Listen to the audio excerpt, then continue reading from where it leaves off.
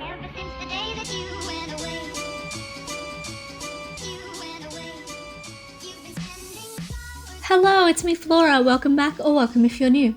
I was contemplating whether to make this video a pure, unadulterated time-lapse of some flower sketching, but after asking around I've come to the conclusion to do a chat-style video. Today's topic of discussion, the role of art in my life.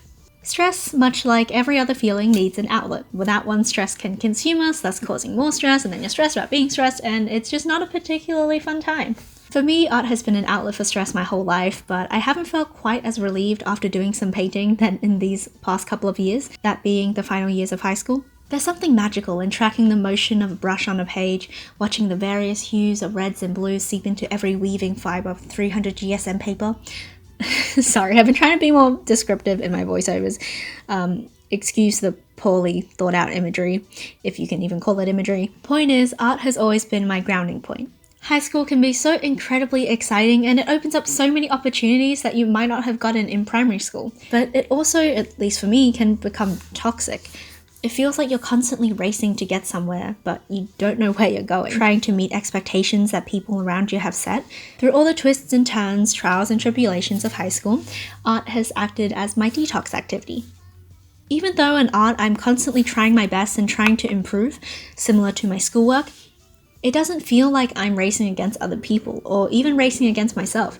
I simply try my best and improvement is all I can ask for because I'm interested in what I'm doing and it feels good to watch a vision come to life.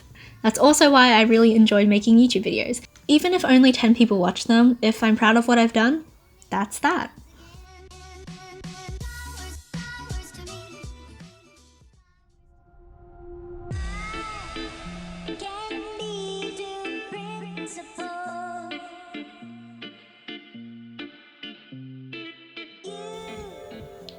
Which brings me to such a messy topic of discussion. Why can't school be about learning? Why judge one student against another and label them as higher in the state than another student, while telling said student that a mark or rank doesn't define them? I understand both sides and I wish I had a solution or an answer to this dilemma. Of course, we need some sort of marking scheme for determining if a student understands a subject, which will be used for future study options such as university, and of course there's no way of tracking one's improvement besides a number or a letter, I guess. But then there's the thought of why not change the exams so that they're all tailored to each student so that it's truly a fair test? But also, how is that possible? Would that be inefficient? And how can we ensure that students still have the love of learning while having their work marked?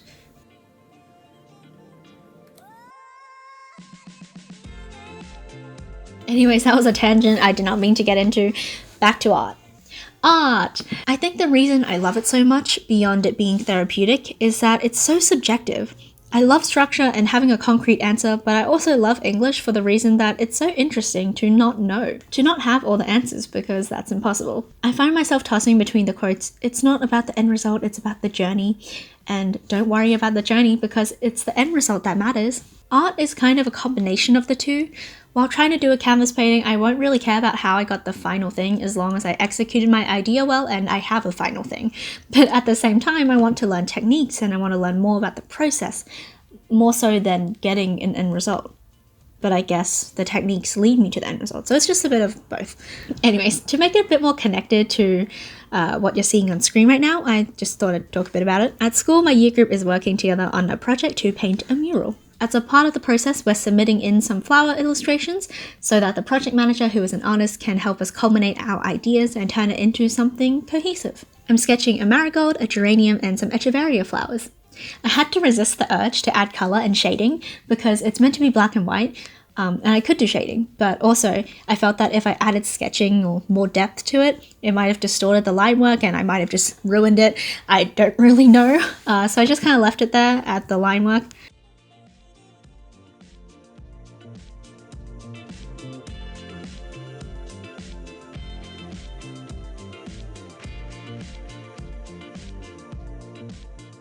As always, these chat videos are kind of messy. I don't really have a plan or point to all this. I guess this is just my way of processing my thoughts. I try to keep it somewhat related to what you're watching, but there's only so much I can say about my love for art without sounding like a broken record. I'm not planning on being a professional artist or have art as my career, because for me, I use art to get away from my career plans and more stressful matters in my life.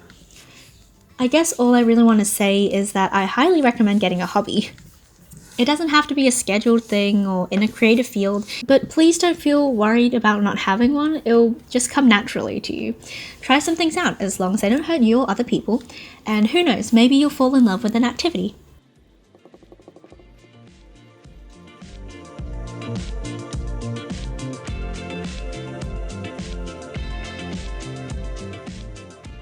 I'll leave the video here. Thank you so much for watching. Please consider subscribing, press that like button however aggressively as you want, and turn on all notifications. I promise I will not spam you. I hope you all have a lovely day, and I will see you next time. Bye!